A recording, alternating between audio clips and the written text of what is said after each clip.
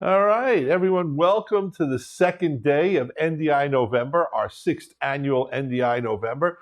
This is when we do a spotlight focus on the technology that has revolutionized and driving our industry and now expanding to industries beyond pro video into other places. Yesterday, I had Miguel on, the president of NDI, and today I have the world famous, world renowned Dr. NDI. How are you doing, Guy? I'm doing great. Thank you. Ciao. How are you? Good. I want to take care of a little bit of housekeeping first and let people know today's show. We have Dr. NDI on, and then immediately following that, Killaview, and then at 1 p.m. we have Panasonic. Tomorrow at 3 p.m. we have Epiphan. Then at 10 a.m. on Wednesday we have Netgear, followed by Matrox. And Thursday at 1 p.m. we have VizRT. And then on the 18th, we have Bird Dog, the 19th Canon, and the 20th, an NDI roundtable that I'm really looking forward to because it's going to be sat in by members of the new NDI Advisory Council. We can't get the whole council. They're all over the world, but we're going to have a chunk of it. I'm super duper excited about that. So Dr. NDI is basically, he is one of the key reasons why I think NDI is in the spot it is, because not only has he been influential in spreading the NDI love where he is now, but the work that he does with NDI partners is really amazing. So in the chat room, someone asked a question already about, if I do NDI, does it have to be on the same VLAN? And another member in the chat gave the greatest answer in the world with, not if you use Netgear switches, because they make it so easy to set up multiple VLANs. And I want to give you props because I know when we first started doing NDI, the switch was always the problem. And I begged Dr. Cross to certify switches, but he wanted to be, hardware agnostic. He's also software. And that you and the guys at Netgear took it upon yourselves to realize that if we could solve this problem, NDI will explode. And it really has. We started selling the Netgear switches, quite frankly, as our number one tech support fix when people were saying they were having problems with NDI. But we've had multiple conversations, you and I, about it. So I just want to thank you for that. And before we get into the show with the introduction of NDI, talk a little about some of that work you did with the folks at Netgear, because I think it's really cool, the story on how you got involved with Laurent and the whole gang over there. Oh, so this was back during COVID, and I was busy doing demo, and everything happened when the cloud production exploded, and I was really in the middle of tons of activity for cloud demo, etc., etc. And one day I had a conversation with Laurent from Netgear, the product manager of the Pro AV switch. And during the discussion, he told me, "Oh, listen, we have this new Pro AV switch with profile. Do you want to help us to make the proper NDI profile?" I said, "Sure. I mean, just send me a switch and we can work together." And I've been working with them for 1 week, testing the different transmission protocol. They sent me 2 switches. Still have the 2 switch with me. It's part of a nice story. And yes, in 1 week, we fine-tuned the profile, and that's it. I mean, this was a big, I believe it was a big activity, for the NDI community and user. The fact that, everybody now can rely to a switch that is have some dedicated profile for NDI and, is making user life easier. Yeah, I think it was the most important third party, collaboration that happened on the string of this. Not that PTZ cameras, everything we sell wasn't important, but those Netgear switches have been the glue that hold everything together. Now, we did a show yesterday called the NDI Primer, where we really went over, the basics of NDI. So I don't need to get you on that, but where we are today, give a little introduction of NDI today. Not where it was when it started, but where are we today with NDI? So NDI 6, in my opinion, has been a big step forward for many reasons. Not only because the 10-bit and HDR support, but with NDI 6, we are on one side, we are pushing a lot, let's say, the evolution of the metadata standard in NDI. This is very important. And we opened this initiative, the Metadata Lab, so every company, individual that is interested to add the metadata standard to NDI can do it. We can work together. And so the initiative is basically, the reason of this initiative is because NDI is completely open to metadata. But we want to take care of the interoperability. Again, all is focused on the user experience. And so this initiative of the Metadata Lab is to offer new metadata standard in NDI and to offer the interoperability between metadata manufacturer and software developer, et cetera, et cetera. I think this is very important. Then we have a lot of focus on NDI audio. And the next step, there are a lot of small pieces that are not really small, but for example, the bridge embedded, bridge as a service, and then with 6.2, we are starting this new way of managing an NDI infrastructure. So before 6.2, to establish the connection between a sender and the receiver, you need to physically control the receiver, no? And the problem is that when you have 100 or 1,000 of sender and receiver, this is happening in the real world. No? We have a user and partner that have thousands of NDI stream in their network. Then managing a network like this is become complex. And so we decided to add a layer of control to NDI. So today, and NDI 6.3 is coming, is adding another brick in this, new way of managing an NDI infrastructure. Today, we can have an application that manages the endpoint. So I can have an external application, even a third-party application. This is what we want to happen, that basically not only manage the connection between a sender and receiver, but is aware about a lot of information even before starting the transmission. And so the key of the evolution of the NDI technology is the discovery server. And so both sender and receiver with 6.3, today with 6.2, the receiver are sharing information to the discovery server, with 6.3, even the transmitter. And so before starting the stream, I will be able to know which kind of format is supporting the sender, codec, number of audio channel, a lot of information. And so, for example, my application will be able to understand if a sender is compatible with a receiver, for example, or if the sender is able to send what I need. So I believe is a big step forward for the complete management of a complex NDI infrastructure. We are not going to change anything on what it is NDI today. So people that are not interested to use this layer of control will be still able to use MDNS and the usual way of working with NDI, which is one of the top value of the technology. The fact that it's absolutely plug and play, you don't need a layer of control. But now we are offering the layer of control. And I think this is very important. And, as NDI systems scale, that's what's so important. We have an NDI studio here. Gonna cough, guys.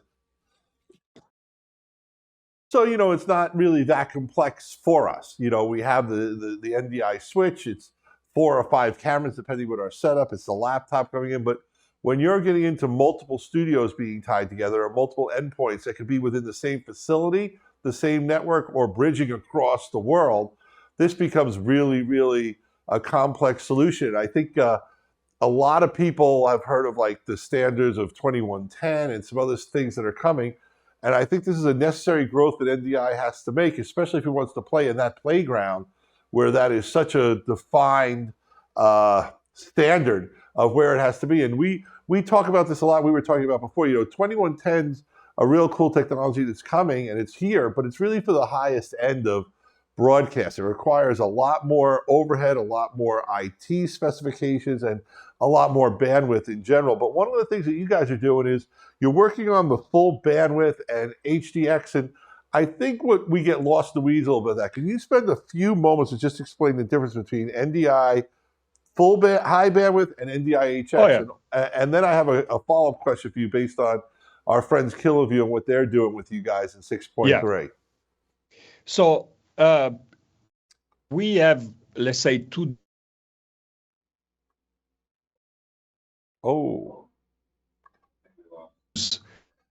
Live shows happen, so I'm going to go on a little bit, and that NDI HX is more of the compressed version. Here he is. Robert, we lost you, so you got to answer the question from the beginning again. We had a little transmission problem. There are few interesting things about this codec. For example, there is no any limitation in terms of resolution, Roberto, frame rate. Doctor, yes, we lost you for a few seconds. You froze, so if you could restart the answer to the question from the beginning. Okay. Yep. Okay, and it looks like your video is frozen, but we have your audio. So let's bring up this slide, guys, and we'll have him talk. And if the video comes back, let us know. Let me see what happened with my setting.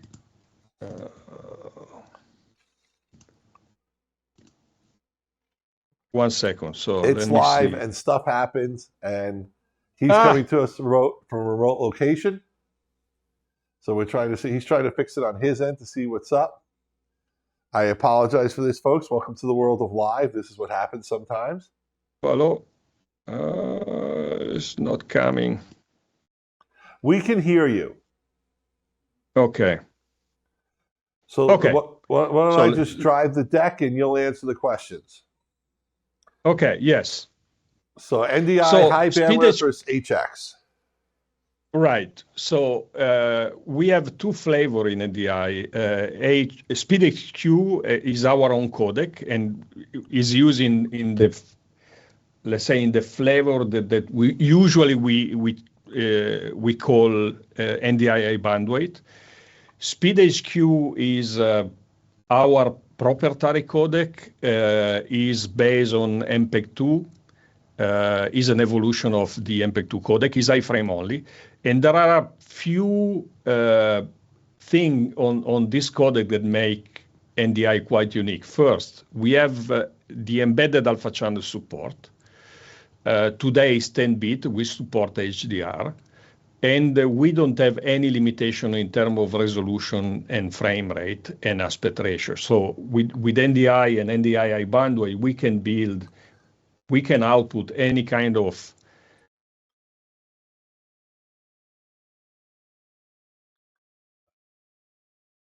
is basically a technology, is a format that multiplex in NDI an existing compression. For example, if you have a camera that output H.264 or HAVC, we basically use this compressed data over an NDI stream.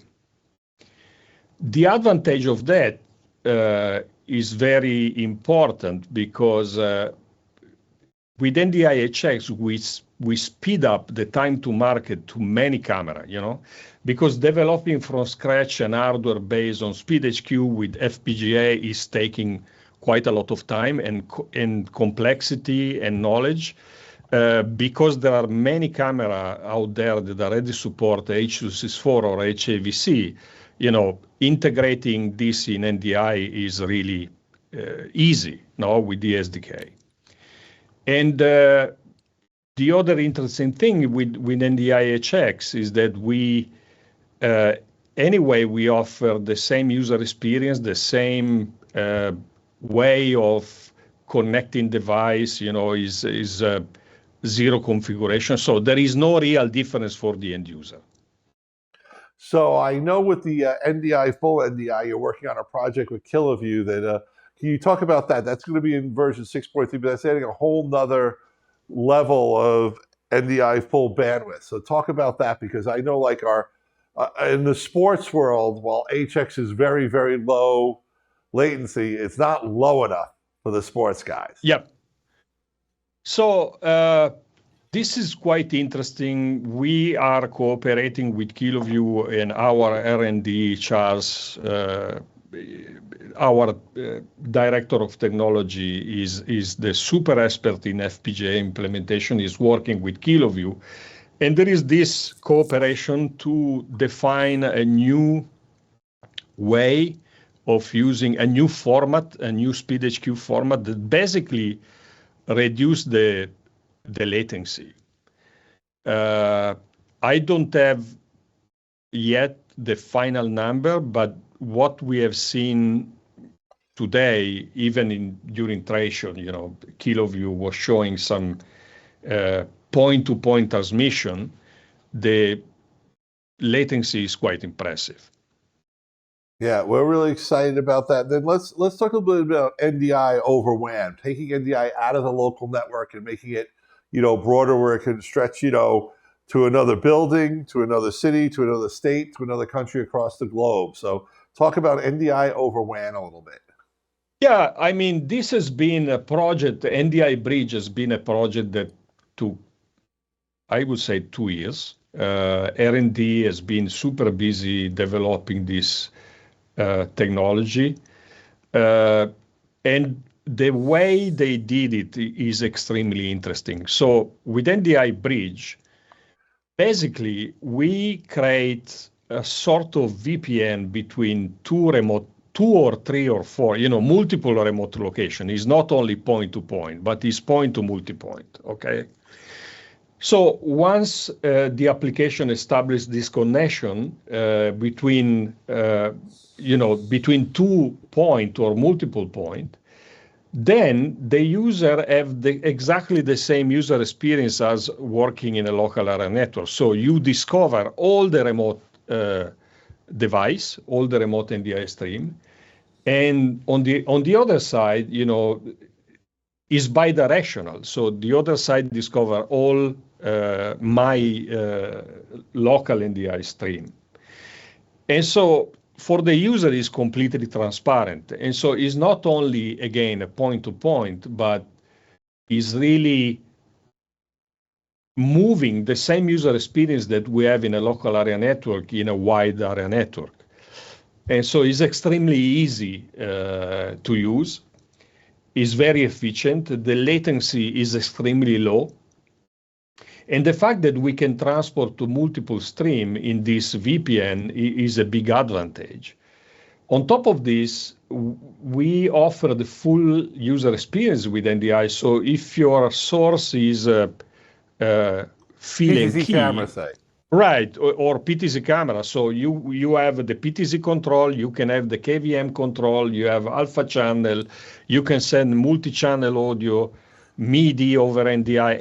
Even all the metadata works over, this virtual private network generated by NDI Bridge, and this is extremely powerful. Yeah, what we've seen is that, what we like is the PTZ cameras with the bridge that is embedded in it.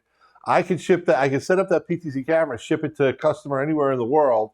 He plugs it into his network with PoE, and I can completely take over the camera from our studio. We can have a complete discussion as if he was sitting next to me, and he doesn't have to set anything up other than not sit in front of a bright window so that we have backlight, we can't see his face, which they still do all the time. You know that, and I know that. But yeah, let's jump a little bit over to something that I know you're really excited about, and I am too, and that is metadata over NDI. We've got video over NDI, we've got audio over NDI, and I'm not going to say metadata is the missing piece, but metadata really opens up the ability of scalability and interoperability on this to a whole new level. Yeah, and this is very important. And by the way, on this, NDI is quite unique. I'm not aware of any other technology that offer this. Yeah, SRT is so open. Yep. Right. It's so open with metadata and is so well integrated. No? And so basically, we can transport in theory, we can transport any kind of data over an NDI connection. Today, of course, is video, is audio, but the metadata part is very important. Again, a very good example is the PTZ control, is the KVM control. But today we added, and if people is curious to see, just look on our website, the metadata lab, you will see that we have already SCSI trigger, closed captioning, media over NDI, DMX over NDI. And so the idea, again, is that we want to cooperate with partners to improve the amount of metadata standard we have in NDI. And the term standard is very important. As I said before, is about interoperability. If every company, every developer do his own closed captioning over NDI, which is possible, application we never talk to each other. Yeah. And we want to have a standard, and we want really to be able to have interoperability between device, software application, because this is the big story and is part of the NDI culture, the fact that everything is working together. Yeah, and what Miguel mentioned yesterday is you guys aren't claiming what all the metadata people want. So if anyone's using NDI and they have a metadata example that they're looking for, get in touch with the folks at NDI like you and let them know what you're looking for, because you don't know what you don't know, but a lot of this is end user driven. And I do think that one of the things I admire most about what's happened, especially in the last 2 or 3 years since you've really taken apart and been Dr. NDI and the whole VizRT NDI, its own company, is you're really responsive to your users and your partners. And I think that's really good, because that's why we've been able to scale. And I am going to bring up a slide because this is so important to me. And probably my first discussion with Dr. Cross after NDI launched was, I need a switch. My second one was, where's the audio mixer? How come I don't have audio mixer? How come I have to go through analog baseband, or how come I have to go through someone else's AV over IP? Where is audio? And over the last year, tremendous progress has been made.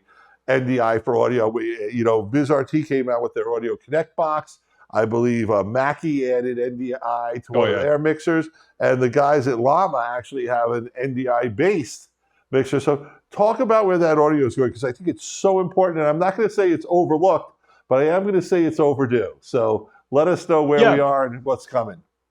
So audio is something,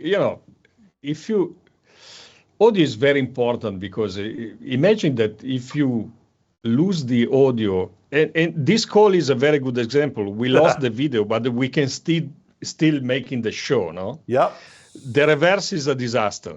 If you see my face and you don't hear audio, and this is one of the reasons. At some point, we need to realize, and this is what happened, is that we realized that with NDI we have an opportunity to again offer a solution for the user base. And again, this happened basically during COVID again, because of the cloud production. All those guys that was trying to move their production facility from hardware to virtualization and cloud, they were struggling with audio because there was nothing except NDI working in the cloud. And so this is where we started to think, and to say to ourselves, we need to do something more with audio. We need to learn, we need to improve. And the first action was the NDI audio plugin. But then, when you start playing with audio, you get, it's intriguing, honestly. And so the next step was then cooperating with Waves and with the other company, helping them to support NDI audio in their software application. And one day I've been contacted by Mackie, and honestly, I was really surprised, because Mackie is a company that build hardware, is completely outside the broadcast market. And so I had a very, very interesting discussion with the product manager of this product. And the guy told me, the reason why we want to integrate NDI in this small mixer is because NDI is so easy. Because, I start playing with NDI, with the NDI tools, and you open NDI Studio Monitor, you discover your source, and you connect, and it's done. And we want to have this. We want to offer the same user experience with the Mackie product. And this is what happened, no? And the reality is that because there is no, you don't have the need of a control application to control the endpoint once again, no? And this is the reason why Mackie was so interested, and they finally finalize the NDI support in their product. Then they've been acquired by Rode, and this then opened another level of discussion. The Rode now have the Rodecaster that support NDI video, another amazing story. Anyway, it's not audio.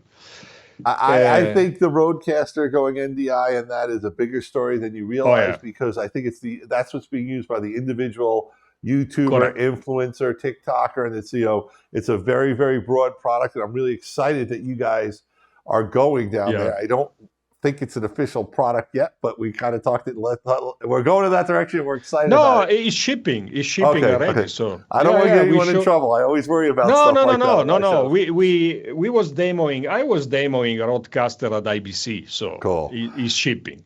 I want to jump into something that you mentioned before, because I think and for the audience, we're jumping all over the place here because he's really Dr. NDI, and the thought of this show was not just what was coming in the future, but talking about troubleshooting NDI in general. So I want to get into some of the tools we have for managing and troubleshooting NDI networks, because there's a lot of free tools that you guys offer that can really be used to make fixing, troubleshooting, or setting up new stuff easier as you expand it. You started to allude to that a little bit with the Mackie guys. So talk about, in 6.2, we've got some better management, and then there's some third-party tools that are coming along, and go into that a little bit, because I think it's real important, especially now that people are trying to take it out of like the studio like we have here into a broader enterprise, multiple studios, or a whole college, or different corporate campuses talking to each other. And at that point, no matter what, there's going to be a level of complexity. And you've guys given some great tools to help not an IT-focused guy troubleshoot. I think that's so important. Yeah. We need to improve this, and this is, one of our focus. Today, we have very important tools like NDI analysis tool that, can easily help you to understand what's going on in the network if, you see drop frame or you have problem with NDI. But it's not easy enough. The fact that is a command line tool, you need to understand you need to see the number to understand. You need to read the documentation, understand the documentation. Even if everything is free, shared online, is not easy for all the users. So we need to improve this. We really rely on third party. We really want third party to offer better tools. But on the other side, we need to offer in the technology some more information that help software application, third-party application to better analyze what's going on with NDI, with an NDI network. But that's where some of these tools that are coming 6.3 with the better discovery underneath the hood are going to make this easier, correct? So I think when we get into that, when we talk about, discovery and sender status, it seems like, oh, what is that? Why does that matter to me? Well, it matters to you because it's going to allow us to create easier to use tools for you to manage your NDI network. So talk about some of that, because I think it's exciting. So for example, what we want to add to 6.3 and 6.4 is really information. For example, if an NDI sender is having some issue with the processing, will share this information with the receiver and with the discovery server. So this is an ongoing process. I don't have all the detail now, but this is part of the roadmap. So, well, why don't we jump a little bit into NDI over Wi-Fi, which was something that was introduced initially with NDI, and I think everyone realized great in theory, not great in reality. And we're working really hard to make that a reality. And I think you guys have really improved that a lot. We see that Bird Dog's got some Wi-Fi cameras that people are using, and there's NDI over Wi-Fi to me, with something like a Roadcaster or there's a different streaming platform on the Mac. I think it's called Ecom or something, MCOM. Yeah. I just think it's very cool what you're doing there. And talk about, I believe 6.3 is going to give us a leap in that technology, correct? Yes. And again, one of the top reasons for having a better support of NDI over wireless is audio. Yep. Because if you think about it, the typical audio over IP technology, because they require PTP, they cannot work over Wi-Fi. And so we want, and for us it's easier, no? Because we don't need the synchronization. We can send an NDI stream everywhere over internet. And now is Wi-Fi. And so Wi-Fi is not helping at all, as a technology, because the way it's working, Wi-Fi is not designed to, streaming. Not conducive to video. Exactly. But, what we can do with NDI, we can add a little bit of, for example, on the receiver side, we can increase the buffer management. So we can solve the problem that if some packet is arriving late on the receiver, we are not dropping out the packet, no? That's the improvements in synchronization, right? We've got you provided us with a slide that I brought up full screen because I think it's real important. I know some of the things that we hear about NDI, like big churches get frustrated with IMAG and people doing events, or it's not quite there for, AR, XR type stuff. But we're addressing that, and we're getting really close to having that solved, that synchronization issue, correct? Yes. I don't know if my screen sharing still work, because I can share. It does. I can show. Okay. So this is outside my home office here. I have my Obi-Wan, and this is the inside of my Obi-Wan. Okay. I got to get me one of those. And so what I'm testing now is the way to synchronize multiple streams. So now I have 3 sources received by a Trailcaster. And so basically, I can show you, we are doing this test with a partner in Italy, Netgear R&D. They develop a software-based encoder, SDI, where this is the user interface. So basically, I have 3 encoder, 1, 2, and 3. They are connected with a Genlock source, and they are generating the NDI stream. And the source, the SDI source, has the time code. So I can compare the time code of the 3 stream. On top of this, this software application is running on a computer, and the computer is synchronized with a software solution.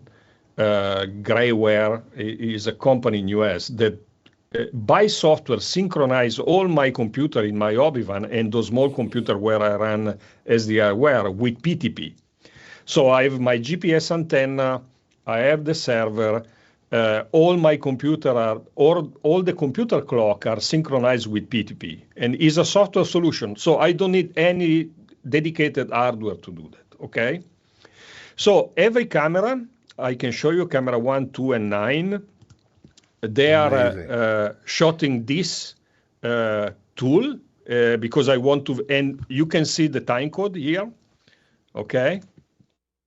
Now, if I go to vector, let me open to TriCaster Multiviewer 2. I see the three different source, okay? And this is interesting. If I do a screenshot. They're synced. Yep. Nicely done. That was a great demo. Okay. If I do a screenshot, you see that are perfectly synchronized. Let me do again. Oh, let me do this. Okay. Okay? Yeah. Oh, there is probably one frame difference here. Okay, interesting. Then the guys at NetVenture, they developed a tool. Let me show you. Okay. They develop a tool that allow me to receive the tree stream and read the time code and the computer clock, the timestamp. So if I stop the receiver, I can compare the difference in time. So the time code is perfect. There is no difference in frame. Yeah. Okay. The timestamp, I see 1 millisecond difference. Or this is 94, the other two are 93. But 1 millisecond accuracy in video is nothing. No. Yeah. So we can say that, those streams are synchronized. So it's kind of like NDI genlock. Yeah, something like that. So the beauty of this solution is that I don't need to, I can use any kind of synchronization of my computer. So I can use NTP. I will get probably less accuracy in the computer clock, but that's fine. Imagine that. I mean, in 1080 60p, every frame is 16 milliseconds. So if my clock variance is between 1 and 2 milliseconds, that's fine, no? Yeah, I think even in the baseband world, we see that kind of delay sometimes. Exactly. So at this point, there is nothing that we need to add in NDI because it's the receiver that will be able to compare the timestamp and if needed to realign the stream. So this is a completely different way to approach synchronization. Cool. And this is all because we add the metadata to the NDI stream. So the NDI sender is, if the sender is sending the time code, is adding the time code to the stream. Yeah. Fine. So then I can compare if there is a difference in the time code. If it's not sending the time code, we can use the timestamp, so the computer clock. And if I'm able to synchronize and to have an accurate computer clock that is not drifting, and I can do it with, software application, there are so many solutions out there to do that, then I get accuracy, and when I receive the stream, I just need to read the time code or the timestamp and realign the stream by software. So this is what we are working on now. And I believe it's quite exciting. I mean, even because it is a solution that, do not require, is not at the end of the day, we are not changing anything in the technology. We are just using what we have. That once again are the metadata. Now, I appreciate this because that was a great insight to where we're going and what we need. One of the things I told the people who came into the chat room was that we were with this unique experience of Dr. NDI himself on the call. I wanted to see if anyone had some troubleshooting tech support questions or stuff like that. So the guys are going to go through the chat right now and see if they have any. But while you're doing that, can you bring this screen up full screen? Because there is so much great knowledge that exists in the world of NDI. So you can follow this URL code and get right to the docs and guides. And then also there's the NDI communities that are out there where you can join them and get education. There's community forums, there's support. So just click on the little, I forgot what they call these icons, the URL things. QR code, thank you. QR code, yeah. Click on the QR code, you can be taken to all that good stuff, which is really great. And I'm going to throw back to the guys. Do we have any questions? Okay, so can you read the question directly into the show, or do I relay it? You will have to relay it, or I will talk very loud. Can we hear James? Not clearly, but I will try. Okay. So, are there plans to add raw binary metadata support to NDI? Are there plans to add raw binary metadata data to NDI? Oh, we already do that. Love that answer. if you look the actual implementation of the closed captioning and SCSI trigger, basically we are multiplexing the VANC metadata as it is in an NDI stream. Very cool. Next question, guys. Next question. Is there any future development of automating connectivity across different subnets, essentially bridge or discovery working in the back end without the need for manual connection? I mean, the key is really the discovery server. Which we're working on, right? Yeah, because you can have a discovery server connected to a multiple subnets, correct? Subnet, yeah, and then you discover the source, and that's it. Then of course you need to make your network switch being able to route, those streams. But in terms of discovery, that's the answer is yes, and it's discovery server. And with the Netgear switches, routing those is pretty easy. I think so, yeah. Okay, we got two more. Will NDI audio ever be competitive with Dante, specifically talking about latency? NDI versus Dante. We're going to have a little bit more latency no matter what, always, right? Right. Because of the video. Yeah, it's not our, competing with Dante is not our focus, honestly. And if you want to do, for example, if you want to make a concert and you have a big PA system, microphone, digital audio mixer, this is Dante. This is not NDI. Yeah. NDI is an alternative where you don't need this kind of zero latency, but you don't want to struggle with PTP, with all the complex stuff that are required with the technology like Dante. For example,